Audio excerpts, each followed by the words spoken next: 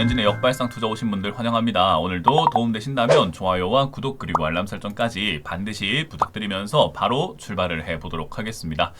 자, 일단은 시장 계속해서 올라가고 있는 그런 모습이 나오고 있습니다. 오늘 장중에는 5,900포인트를 코스피가 뚫어내는 그런 그림들까지 나왔었는데요. 사실 이게 계속해서 올라갈 건가? 6,000도 갈 수 있고 7,000도 갈 수 있고 10,000도 갈 수 있겠죠. 근데 이제 그렇게 우리가 예측하기는 정말 어려운 시장이 되어버렸습니다. 사실 지금 시장은요, 과열 단계에 들어가 있다라고 생각하시면 될 것 같은데, 우리 왜 보일러라든지 어떤 자동차 과열 상태가 되었다, 엔진 과열이 됐다, 그 온도가 어디까지 올라갈지 맞추기는 힘들죠. 하지만 과열 상태가 되었다라는 것은 우리가 딱 봐도 빨갛게 달아올랐다든지 이러면은 알 수 있는 대목인 거잖아요. 그러니까 온도가 어디까지 올라가는 건 맞추기 힘들지만 과열인 건 누구나 알고 있다라고 이해하시면 될 것 같습니다. 이게 어디까지 갈 건지는 이 안에서의 매수 열기가 언제까지 지속될 건가에 대한 문제가 남아 있는 건데요. 사실 이제 그런 것들이 이제 고점일 수도 있다라는 신호들은 조금씩 보여지고 있는 것들로 해석을 해볼 수는 있습니다.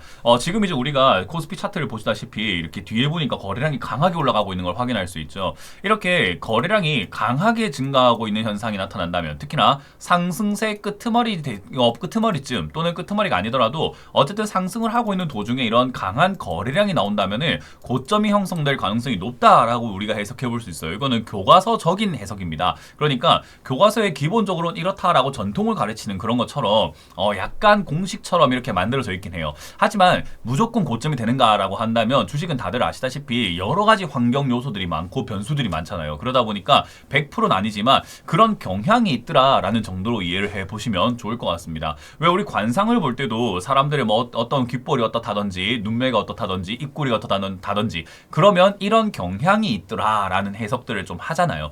그런 거랑 비슷하다라고 이해해 보실 수가 있을 것 같습니다. 어쨌든 증시는요, 지금 이제 고점이 될 가능성이 높아져 있는 상태입니다. 지금 최근에 캔들 4개만 본다고 하더라도 4개의 거래량이 지금 따다다당 하면서 높게 나타나고 있거든요. 그렇기 때문에 이런 부분들은 조금 조심하실 필요가 있지 않을까. 고점이 된다고 해가지고 하락을 예고하는 것은 아닙니다. 많은 사람들이 흑백 논리로만 생각을 하다 보니까 저기가 고점입니다 이러면은 거기서부터 하락해서 폭락 나온다 이런 식으로 받아들여 버리시는 분들이 좀 있는데, 사실 상승이 끝나고 난 다음에는요, 그 열기가 쉽게 식지는 않습니다. 그러니까 우리가 여름도 언제까지 이렇게 더워질까, 최고 기온이 또 올라갔어 도대체 언제까지 더워지는 거야 싶지만, 그 최고 기온을 찍었다, 올해 역대 최고 기온이고 앞으로 누그러질 것 한다고 해서 겨울이 오진 않잖아요. 그냥 계속 여름 열기가 유지가 되면서 조금 덜 더운 상태가 되는 거죠. 그 말은 뭐냐면, 여기가 고점이 된다라는 것은요, 상승을 하더라도 힘있게 올라가기는 조금 힘들어진다 또는 횡보할 것이다 라고 이해해 볼 수 있는 거예요. 물론 그렇게 횡보하는 과정 속에서도 여러 가지 정책이라든지 여러 가지 환율 또는 외부적인 외교 영향들, 관세가 지금 무효 이런 소송이 더 들어오게 가가지고 무효가 되어서 관세를 안 낼 수 있다라는 식의 또 호재가 발생된다면 위로 강하게 올라갈 수도 있긴 하겠죠. 하지만 그런 것들을 제외하고 차트적인 해석만 한다면은 여기서 고점이 될 가능성이 높아 보이니, 사실 지금 같은 시기에는 내가 매도하지 못했던 수익 나오고 있는 종목이라던가 이런 것들은 매도 관점으로 잡고 대응하시는 것이 조금 유리할 수 있다, 이렇게 해석을 해볼 수가 있습니다.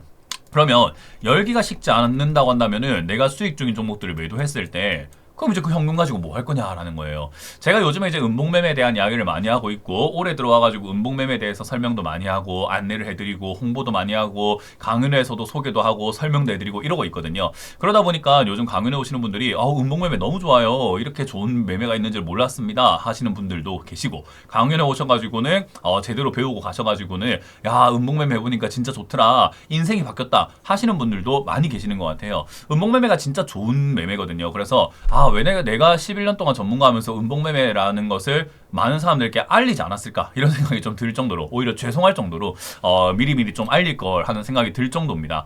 그게 뭐냐면, 지금 이렇게 올라온 종목들이 많다라는 것은 반대로 상대적으로 또 내려와 있는 종목들도 많아요. 그러니까 내려와 있는 종목들은 또 튀어 올라간다라는 거죠. 그 점을 이용해서 지금 올라간 종목들을 매도 관점으로 잡는 거지만, 바닥에 있는 종목들, 내려와 있는 종목들은 또 매수 관점으로 잡고 대응할 수도 있는 거죠. 특히나 자동차 관련주라던가 이런 것들은 관세 영향 때문에 많이 강하게 올라가지는 못했는데, 관세 영향이 조금 이렇게 사라질 수 있다라는 그런 분석과 이야기들이 들려오게 된다면, 오히려 바닥에서 튀어오르는 그림들까지도 기대해 볼 수가 있게 되겠죠. 올라오지 않은 자동차 관련주들도 굉장히 많이 있다라는 거죠. 더군다나 오늘 올라오고 있는 이런 다양한 기업들을 보게 되면은 상한가에 들어가 있는 이 10개의 기업들도요, 바닥에서부터 좀 빌빌거리다가 올라온 기업들이 거의 한 70% 이상입니다. 그러니까 지금 이렇게 급등 나오고 있는 이 모든 기업들이 대부분 밑에서부터 튀어오르는 그림을 갖고 있다, 이렇게 생각하시면 되겠죠. 최근에 봤던 제약 바이오 중에서도 광동제약도 급등 나오기 전까지는 아무런 미동도 없이 그냥 빌빌거리고 있는 모습이었지만 급등 나와버린 이런 현상들도 우리가 확인할 수 있는 거예요.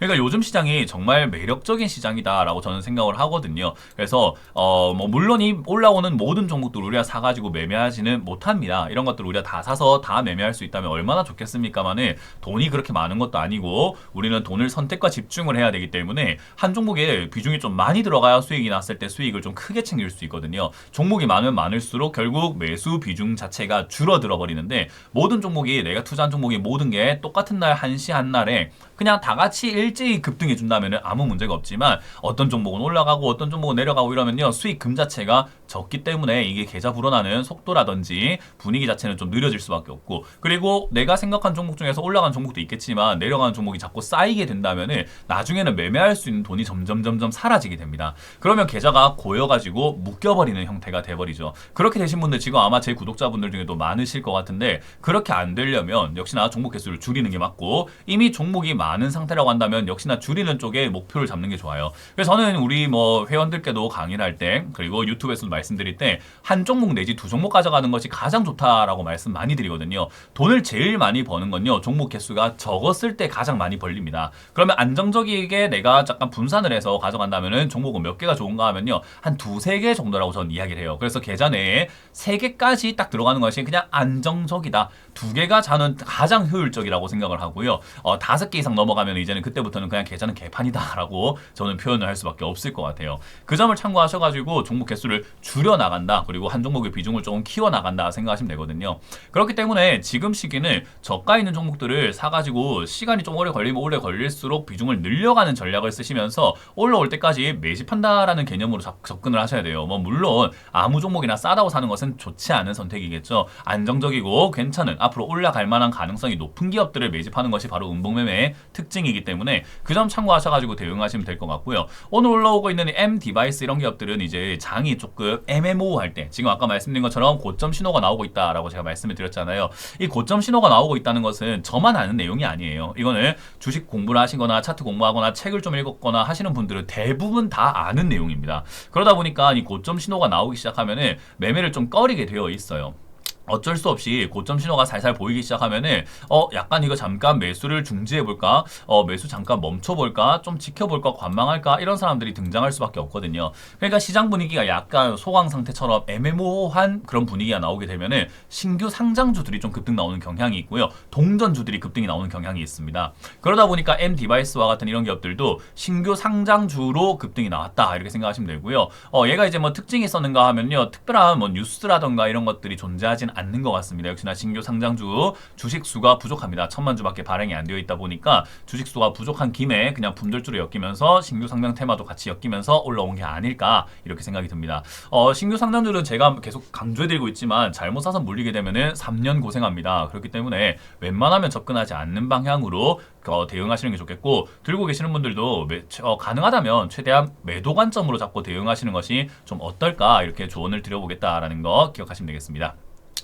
자, 그리고 미래에셋 생명이라는 기업이 급등이 나왔습니다. 미래에셋 생명, 당연히 이건 이제 보험업종이라고 생각할 수 있겠죠. 생명이라고 딱 들어가 있으니까 보험, 사망보험이라든지 생명보험 하는 기업인가 보다라고 생각하시면 될 것 같고요. 요즘에 상법 개정에 대한 이야기들 좀 많이 나오고 있죠. 3차 상법 개정 해가지고 기업의 가치를 좀 끌어올린다든지 이런 이야기들이 요즘 많이 들려오고 있는 것 같습니다. 그래서 금융주라든지 이런 자사주 소각 의무 이런 것들이 좀 이렇게 강화가 되어 간다면은 이런 금융주 그리고 생명과 같은 이런 기업들이 조금은 주가 가치가 올라가지 않을까 하는 그런 기대감들이 나오고 있는 것 같아요. 왜냐하면 이 생명사들이 이렇게 미래에셋 생명도 재무제표를 잘 보시면은 자사주라고 적혀 있는 부분이 있는데 26%나 갖고 있거든요. 그러니까 이게 만약에 소각이 돼버린다면은 그냥 26%가 사라져버리고 나머지 이제 70한 한 4% 정도죠. 74% 정도가 100%가 되는 겁니다. 그러니까 들고 있는 사람들의 지분이라던가 지분의 가치가 증가할 것이다라는 기대감이 생기죠. 그러니까 이 26%에 해당되는 4,600만 주가 소각이 돼버린다면은 주식의 가치가 올라갈 거다고 기대를 하다 보니 사람들이 이렇게 매수에 달려드는 테마성 종목이긴 합니다. 실제로 자사주를 저렇게까지 많은 물량들을 소각시킬 수 있느냐에 대한 문제가 있고요. 한다고 하더라도 시한을 두고 하겠죠. 저러가 당장 하루아침에 소각하라 하면요. 이 기업 입장에서는 굉장히 큰 손해가 갑자기 발생이 되는 거기 때문에 사실 기업의 가치가 올라간다라고도 볼 수 있지만 반대로 기업이 갖고 있는 주식이 사라져버리는 거거든요. 이게 소각이라는 게 정말 불로 태운다는 뜻이랑 똑같습니다. 그래서 회사가 지금 이거는 자산가치로 인정을 받죠. 26%에 대한 지분이 이 시가총액이 2조 8천억이잖아요. 그러면은 약 한 30%, 25%라고 가정을 하고 계산을 한다고 하더라도 한 7천억 정도 가치를 좀 가졌을 거라고 생각이 들잖아요. 한 7, 8천억 정도 가치로 해당이 돼서 이거는 자산으로 인정을 받습니다. 왜냐하면 자사주도 팔면 돈이 되는 거니까요. 근데 만약에 이걸 소각한다. 이 회사의 순자본 중에 7천, 8천억이 사라지는 거랑 똑같습니다. 그러다 보니까 이 기업의 가치가 올라가느냐라고 한다면은 오히려 이 자본이 줄어들게 되면서 가치는 좀 떨어지는 경향도 있게 됩니다. 저렇게 큰 돈이 날아가 버리게 되면요. 그러다 보니까 이게 무조건 좋은 건가라고 물어본다면은 이거 무조건 좋다라고 하긴 조금 애매하지 않나라는 생각이 들어요. 하지만 주주 입장에서는 주가의 가치는 조금 올라갈 수 있는 약간 애매모호한 요소긴 합니다. 어쨌든 자사주를 한 번에 날려먹게 된다면은 이건 좀 오히려 큰 문제가 될 수 있기 때문에 서서히 시행시킬 가능성이 높겠죠. 그러니까 지금은 약간 앞으로 다 시행돼가지고 정말 모든 것들이 다 꿈과 같이 다 잘 이루어졌을 때에 대한 주가 가치를 미리 땡겨서 올라오고 있는 거다. 이렇게 생각하시면 좋을 것 같습니다. 그러니까 테마주죠. 그래서 이건 테마가 일시적으로 형성되었다가 밑으로 빠지는 그런 그림들이 나올 수 있기 때문에 사실 들고 계시는 분들 입장에서는 매도 타이밍이 잘 나왔다 생각하시면 되겠고 따라 붙기에는 단타적으로는 뭐 매수 포인트들이 좀 있을 것 같긴 한데 만약에 단타적으로 여러분들이 들어가는 형태가 아니라고 한다면은 굳이 이런 거는 잡으시면 좀 곤란하다라고 이해하시면 될 것 같습니다. 어쨌든 이런 미래에셋생명은 이제 테마주로서 움직이고 있다라는 점. 대신에 이제 이거가 올라가는 거 보면서 다른 뭐 보험사라든지 뭐 다른 금융주들 조금 노려본다던가 올라가지 않은 종목을 좀 단기적인 관점에서 한번 공략을 해본다거나 한다는 것은 실력이 있으면 충분히 단기적인 관점에서 접근은 가능하다라는 점 명심하시면 되겠습니다. 자, 그리고 전선 관련주들이 급등 나오고 있습니다. 전선 관련주들은 제가 상담 받을 때마다 말씀을 드렸는데 뭐 물론 이렇게 올라와 있는 상태에서 잡거나 뭐 이렇게 튀어 오를 때마다 잡았던 분들이 매수 가격이 조금 애매하긴 하고 별로 이렇게 매수 스타일 그러니까 습관 자체는 좋진 않지만 전선주들은 그래도 가능성이 있다. 데이터 센터를 짓는다거나 뭐 지금 전력 부족이라던가 이런 것들 많이 이야기 나오고 있고 거기다가 뭐 원자력 이야기 나올 때마다도 전기 어쨌든 간에 그 전송을 해야 될 거 아닙니까? 그러니까 전송 관련주들은 그럴 때 튀어 오를 가능성이 좀 있다라고 말씀드리면서 가져가라 라는 이런 조언을 많이 드렸었습니다. 손절보다는 가져가라 그리고 빠지면 추가 매수해라 이런 이야기들을 정말 많이 드렸던 업종인데 전선 관련주들이 이제는 또 올라오기 시작을 했습니다. 그러니까 요즘 트렌드가 이런 거예요. 한 번 올라갔다고 해서 끝난 게 아니라 올라갔다가 빠졌다가 다시 올라가고 이런 일들이 많다 보니까 팔고 다시 사는 게 훨씬 더 유리할 수 있다는 것을 조금 명심하면 돼요. 그래서 약간 들줄 날줄이라고 할까요? 약간 이렇게 올라왔을 때 비중을 줄였다가 밑으로 내려가면 다시 또 비중을 늘렸다가 또 올라갔으면은 비중을 줄였다가 또 밑으로 내려가면 늘렸다가 늘줄 계속 이걸 반복하는 시장이 요즘이다. 그래서 트레이딩 하기에는 정말 좋은 시장이기는 합니다. 그래서 여러분들이 트레이딩 관점에서 접근하신다면은 시장 자체는 괜찮을 수 있다 이렇게 이해하시면 되겠죠. 대원전선 같은 경우도 들고 계시는 분들 입장에서는 거의 뭐 신고가다 보니까 이걸 들고 있는 사람들 입장에서는 지금 팔아냈을 때 수익을 챙길 수 있는 구간이긴 하거든요. 그렇기 때문에 지금 현재가에서는 좀 분할 매도를 통해서 수익을 챙겨내시고 다른 전선 관련주들도 아직 올라오지 않은 것들이 많잖아요. 여기다가 전선 해가지고 검색만 하더라도 LS 전선도 눈에 보이고요. 또 전선에서 검색하면 가온전선 이런 것들도 눈에 보이고요. 뭐 전선 해가지고 또 검색해보게 되면은 대한전선도 분명히 있다는 거죠. 뭐 물론 많이 올라와서 매수할 만한 그런 메리트는 없어 보이긴 하나 어쨌든 전선 관련주 또는 전기 관련주들도 많이 있겠죠. 뭐 계양전기 이런 것들 많이 빠져있지만은 눌림목 매매 N자 만등 한번 공략을 해볼 수도 있을 것이고 전기 해가지고 또 보니까 뭐 광명전기 이런 것들도 마찬가지로 크게 많이 올라가지 않은 상태에서 밑에서 이렇게 튀어오를 준비를 하고 있다는 거죠. 그래서 전선 관련주 올라가면 또 전기 관련주 올라가는 경우들이 많기 때문에 사실 이렇게 타고 간다면 끝도 없는 게 주식이에요. 그래서 한 종목에 막 머물러 있을 필요는 없다. 올라간 종목을 보면서 지금 살까? 그 종목만 바라보고 있을 필요는 사실은 없다라는 걸 명심하시면 됩니다. 현대바이오도 마찬가지겠죠. 이런 현대바이오가 올라오는 것도 제가 제약바이오 요즘 분위기 나쁘지 않고 제약바이오 중에서 가벼운 종목들부터 위로 올라오게 되는데 현대바이오는 아시다시피 실적이 그렇게 좋지 않습니다. 그래서 저는 제약바이오 중에서도 실적 좋은 기업을 좀 접근하라 하지만 실적 안 좋고 시가총액이 좀 작거나 실적이 좀 안 좋은 기업들이 잡주로 엮이다 보니까 장이 애매할 때 급등 나오는 경향이 있고 어떤 섹터들이 움직일 때 원래 잡주부터 움직인다라고 말씀드렸잖아요. 그래서 그런 면에서는 제약바이오가 움직이기 시작을 했다 정도로 보시면 됩니다. 그럼 이제 우리가 현대바이오처럼 잡주를 살 것인가? 잡주는 단점이 뭐냐면요. 지금 2월, 3월 제가 조심하라고 했죠. 주식하는 사람들은 2월, 3월 좀 조심해야 된다. 왜?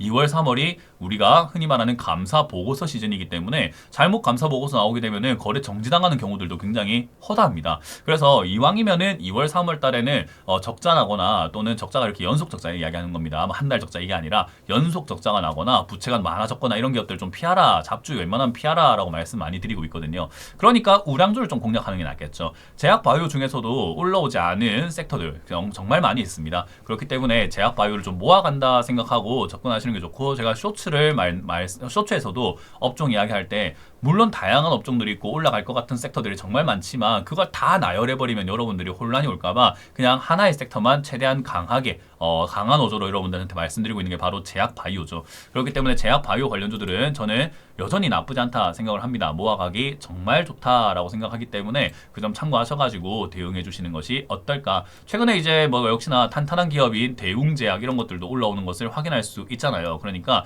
꼭 저렇게 잡주, 현대바이오와 같은 그런 잡주가 아니다 하더라도 이런 대웅제약과 같은 이런 제약주 중에서 탄탄한 기업들도 올라가고 있다는 것을 명심해 주시면 감사드리겠습니다. 자, 그리고 이지홀딩스인데요. 홀딩스 이런 것도 상법 개정 이런 쪽으로 엮여서 올라가는 그런 특징들이 있다라고 생각하시면 되고요. 거기다가 얘는 개별적으로는 배당을 많이 준다라는 이야기가 나왔습니다. 일단 이지홀딩스 뭐 하는 회사인가 정확하게 우리가 알 수는 없지만은 이지 홀딩스가요 보통 이제 사료 이런 쪽으로 예전부터 움직였던 기업이긴 합니다. 그래서 이제는 이지 홀딩스가 이제 그런 쪽으로 엮여 있는 기업이구나. 그래서 이제 사료 만들고 뭐 이제 육류 유통하고 뭐 가금류 이런 거 만들고 하는데 어쨌든 실적이 나쁜가 하면 실적이 좋은 기업입니다. 근데 이런 기업들이 원래 홀딩스 이런 기업들이 배당을 많이 안 주거든요. 근데 이번에 배당을 좀 많이 준다라는 그런 이야기가 있었나 봅니다. 그래서 이지 홀딩스가 폭탄 배당한다, 배당을 확대한다라는 이야기들 때문에 주식시장에서 돈이 이렇게 많이 몰린 것 같습니다. 주당 1,300원이나 지급을 한다고 해요. 그럼 배당 수익률이 22% 진짜 많이 주는 거죠. 그래서 22%를 배당을 다 이렇게 지급하겠다라고 이야기를 하는 거고요. 배당 성향을 자꾸 늘려나가는 이유가 이제 정부 눈치 보기도 좀 있겠죠. 아무래도 우리나라 이렇게 주식의 가치를 끌어올리기 위해서는 기업들이 배당을 많이 준다든지 주주를 위한 주주 친화 정책들이 좀 많이 나와야 되다 보니까 그런 것들을 이제 법제화시키는 게 상법 개정인 거잖아요. 그래서 이제 그러다 보니까 눈치를 보는 관점에서 회사가 돈을 벌어서 돈을 쥐고 있는 것보다는 배당 주자 이런 쪽으로 이렇게 약간의 초점을 맞춘 것 같습니다. 22%나 배당을 주다 보니까 지금 사도 되지 않을까라고 생각하는 사람들이 이제 달려들기 시작하지 않았나 생각이 들고요. 사실 이제 배당 낙일 12월 22일인가요? 28일인가요? 29일인가요? 이때 요 배당 낙일을 기준으로 이제 배당을 주고 안 주고가 결정이 되기 때문에 사실 지금 사는 건 사실 큰 의미는 없습니다. 근데 이제 배당 많이 준다라는 그런 이슈 때문에 개인 투자자들은 그런 걸 잘 모르니까 그냥 사자라는 쪽으로 해서 매수가 몰린 것 같아요. 매수 잔량과 거래량을 봤을 때 꽤나 센 상한가에 들어갔다 생각하시면 될 것 같고요. 이런 건 추가 상승 좀 가능하니까 들고 계셨던 분들이라고 한다면은 올라왔을 때 좀 매도하시는 관점으로 9,000원대에서 만원대 매도하시는 관점으로 대응을 해주시면 좋을 것 같습니다.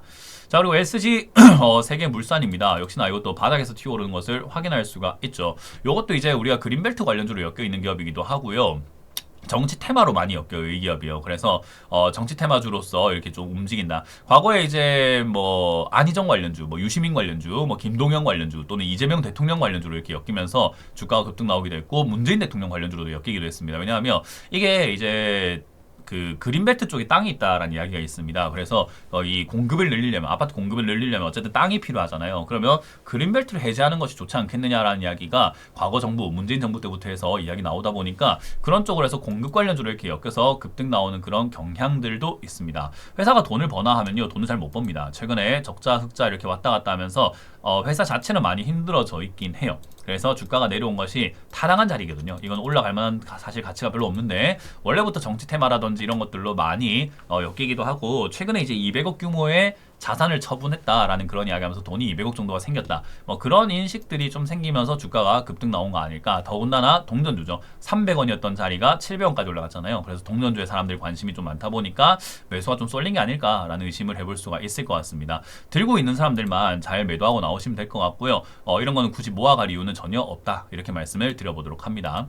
자, AMP도 마찬가지의 개념이에요. 동전주다 보니까 400원짜리다 보니까 이렇게 SG 세계물산이 막 날아가기 시작하니까 또 다른 동전주가 없을까 하다가 기웃거리다 보면 이런 대안들이 보이게 되거든요. 그래서 올라가는 경향이 있습니다. 마치 우리 왜 닭갈비 같은 거 먹으러 갔을 때 닭갈비 골목 또는 곱창 골목 이런 것들 있잖아요. 뭐 김밥 골목도 있을 것이고. 근데 가장 유명한 집에서 먹으려고 줄 서 있다 보면은 야 어차피 여기나 저기나 비슷하지 않을까 하면서 옆에도 가는 경우들도 있거든요. 너무 기다리기가 싫을 때.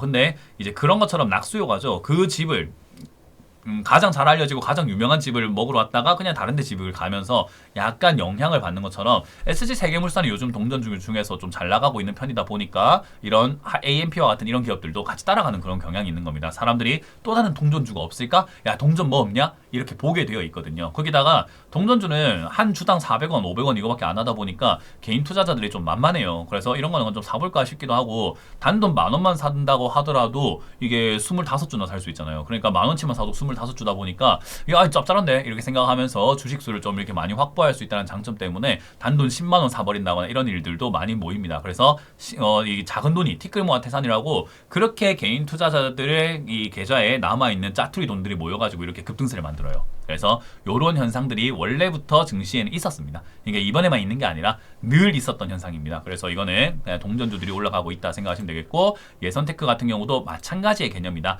이렇게 생각하시면 되고요. 오늘 올라오고 있는 다른 동전주들 많죠. 서울식품이라던가 한국앙콜유전 그리고 뭐 캐스피온이라던가 이런 것도 400원 성한 머티리얼 지금 또 지금 급등 나오고 있죠. 이 14% 급등 나오고 있는데 400원짜리입니다. 마찬가지로 글로벌 SM 600원짜리 영흥 뭐 600원짜리 거기다가 이제 IT센 CTS 이런 것도 800원. 그죠? 급등 나오고 있죠. 요즘에 이 동전주들 엑스플러스 900원 이렇게 해서 동전주들 아스트 900원 올라오고 있는 걸 확인할 수 있습니다. 해성옵틱스 같은 경우도 600원짜리가 이렇게 점성아까 막 날아갔다가 2,000원까지 가다 보니까 이런 현상들이 요즘 많다 보니까 동전주 하면서 개인 투자자들 사이에서 약간 이제 뭐 커뮤니티라든지 뭐 이렇게 카페라든지 또는 무료 카톡방이라든가 이런 데서 자기들끼리 동전주를 사야 된다. 지금 단타치려서 얼마 벌었다. 이런 이야기들 때문에 나도 거기 동전도 들어가고 이제 돈 좀 벌 수 있지 않을까 하는 그런 약간 투기성 돈들이 몰려 들어오고 있다 이렇게 생각하시면 됩니다. 그러다 보니까 시장의 고점 신호들 중에 하나가 바로 동전주 급등이거든요. 그래서 시장이 약간 올라가다가 이렇게 주춤하는 그런 현상들도 있고 거래량이 증가하는 현상도 있고 동전주들이 급등 나오고 있는 현상들도 있다 보니까 이 시장이 잘하면 고점일 수도 있겠구나라는 의심을 할 수밖에 없는 대목이에요. 시장이 고점이 된다면 어떤 현상이 발생이 될 수 있는가 하면요. 매수 심리가 죽어버려요.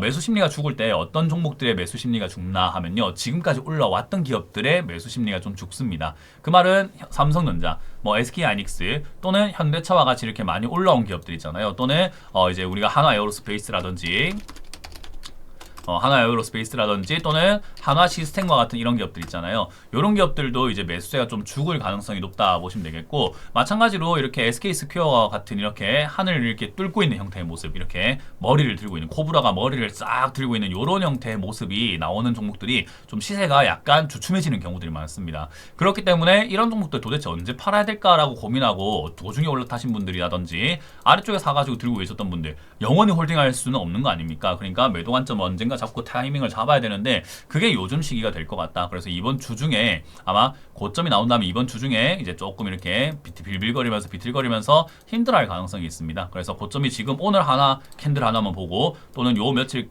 캔들 몇 개만 보고 고점이다 이렇게 말씀드리기는 좀 어려운데 제가 보기에는 이번 주가 조금 이제 변곡점이 될 수 있지 않을까. 그래서 이번 주에 캔들 모양이라든가 거래량을 보면서 저도 분석되는 대로 계속 이렇게 역발상 투자를 통해서 여러분들께 고점이다 아니다를 계속해서 업데이트를 해드리도록 하겠습니다.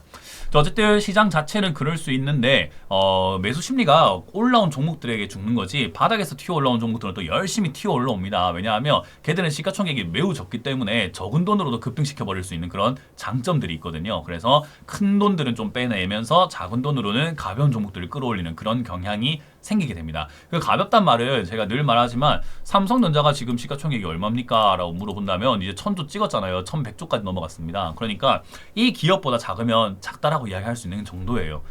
특히나 SK하이닉스도 시가총액이 거의 670조입니다. 그러니까 670조보다 작으면 그냥 작은 기업이구나, 그냥 중소형주구나, 바닥 종목이구나 이렇게 생각을 하셔도 나쁘진 않습니다. 특히나 시세를 내고 있는 기업들 말고는 거의 다 바닥이라고 보면 되고요. 그런 면에서 셀트리온 같은 경우도 제가 말하는 관점에서는 시가총액이 55조짜리죠. 그러니까 중소형주가 해당이 되는 겁니다. 그러니까 이런 기업들은 올라갈 가능성이 높고 올라간 기업들은 내려갈 가능성이 높다. 이렇게 이해를 해보시면 좋을 것 같아요. 자, 어쨌든 매매 관점에서는 음목매매는요, 사실 장세 별로 장세랑 상관없이 음목매매는 언제나 하기 좋은 매매입니다. 그래서 싸게 사서 비싸게 파는 아주 기본적인 매매를 우리가 다 같이 하는 그런 날이 올 때까지 제가 음목매매 많이 한번 홍보해 보도록 하겠습니다. 자, 이렇게 마무리 져보도록 하고요. 다들 고생이 많으셨고요. 오늘 하루도 마무리 잘 하시길 바라겠습니다.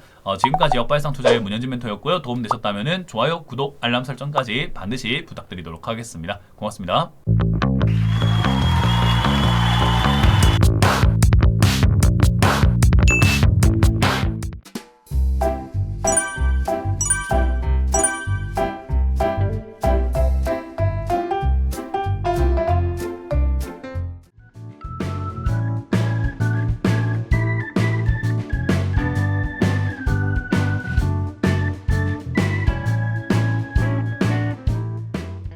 시청하신 영상이 도움이 되셨다면 좋아요와 구독 그리고 알람 설정까지 반드시 부탁드리고요. 여러분들의 성공 투자 기원하도록 하겠습니다.